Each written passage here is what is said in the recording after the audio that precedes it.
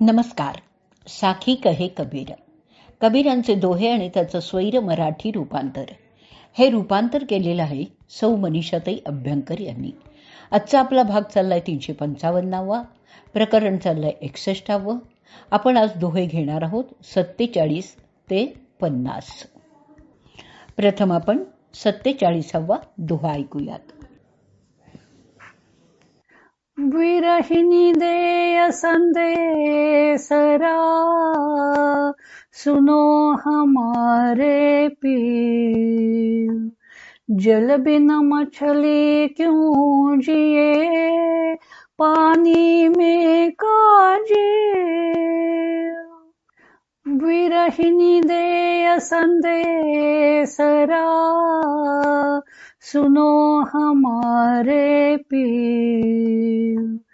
जल बिन मछली क्यों जिए, पानी में काजे. अर्थ ऐकूयात. आपल्या प्रियकराच्या विरहाने व्याकुळ झालेली वियोगिनी प्रेमाने भरलेला संदेश प्रियकराला पाठवताना म्हणते की, हे प्राणप्रिया, तू माझी व्यथा तरी ऐकून घे. पाण्याशिवाय मासळी कशी जगेल? पाणी हेच तर तिचे जीवन आहे. त्याचप्रमाणे माझ्या जीवनाचे आधार तर तुम्हीच आहात. मग मी तुमच्याशिवाय कशी जगू? विरह हे भक्तीतलं महत्वाचं अंग आहे.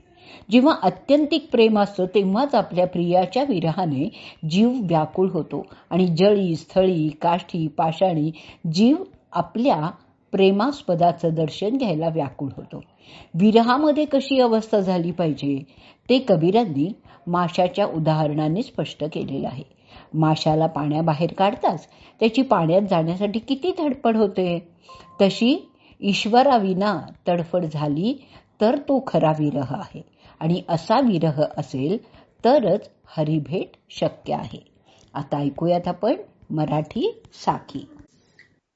मासान जगे पाण्या विणतो, ज्याचे जीवन पाणी. विरहिणी सांगे प्रिय करासी रे, तशी अवस्था माझी. मासान जगे पाण्या विणतो, ज्याचे जीवन पाणी. विरहिणी सांगे प्रिय करासी रे, तशी अवस्था माझी. पुढचा दोहा ऐकूयात 48वा.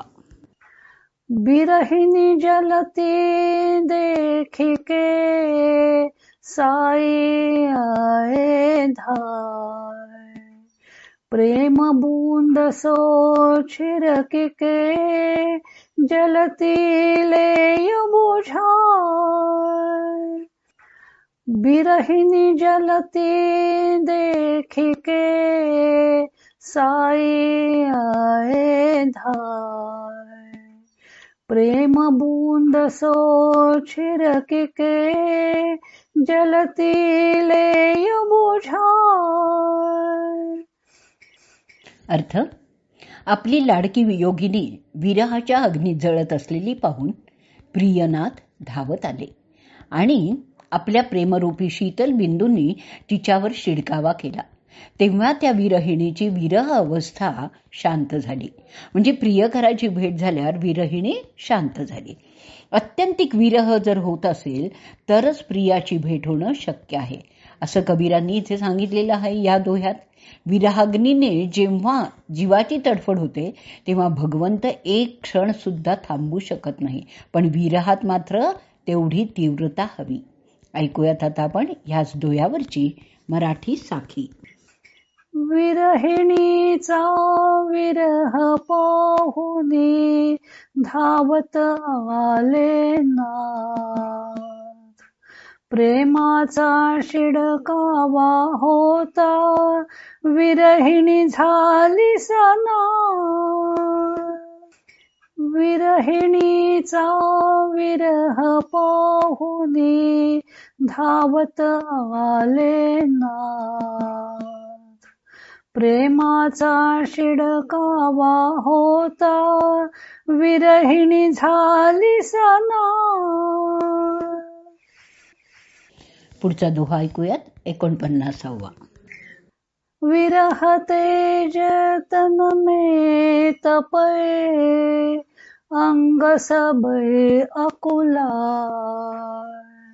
घट सोना जीव पीव में, मौत ढूंढी फिरी जाए.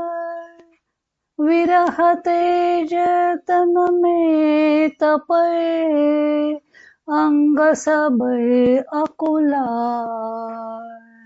घट सोना जीव पीव में, मौत ढूंढी फिरी जाए.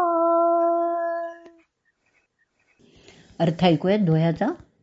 विरहाग्नी विरहिणीच्या शरीराला जाळतो आणि तिची सर्व अंग व्याकुळ करतो. तिचे प्राण तर आपल्या प्रियकराच्या विरहात लीन झालेले असतात, त्यामुळे हृदय शून्य होतं. त्यामुळे तिला शोधत मृत्यू जरी तिच्याजवळ आला तरी तो परत जातो, म्हणजे तिचे प्राण त्याला सापडतच नाहीत. विरहिणी आपल्या प्रियाच्या विरहात घायाळ झालेली असते. ईश्वर भेटीसाठी प्राण तळमळत असतात आणि कबीर कल्पना करतायत, अशा परिस्थितीत जर यमदूत तिचे प्राण नेण्यास आला तर त्याला तिच्यामध्ये प्राणच सापडत नाही. ते तर प्रियामध्ये लीन झालेले असतात. त्यामुळे यमदेवाला रिक्त हस्ताने परत जावं लागतं. आता ऐकूयात याच दोह्यावरची मराठी साखी.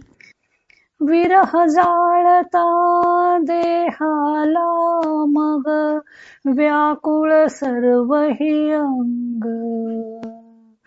मृत्यूलाही प्राण न मिळती, प्रियामध्ये ते दंग. विरह जाळता देहाला मग, व्याकुळ सर्वही अंग. मृत्यूलाही प्राण न मिळती, प्रियामध्ये ते दंग. 50वा दोहा ऐकूयात. बिरह गमंडल करलिये, वैरागी दोने. मांगे दरस मधु करी, छके रहे दिन रे. बिरह गमंडल करलिये, वैरागी दोने. मांगे दरस मधु करी, छके रहे दिन रे. अर्थ.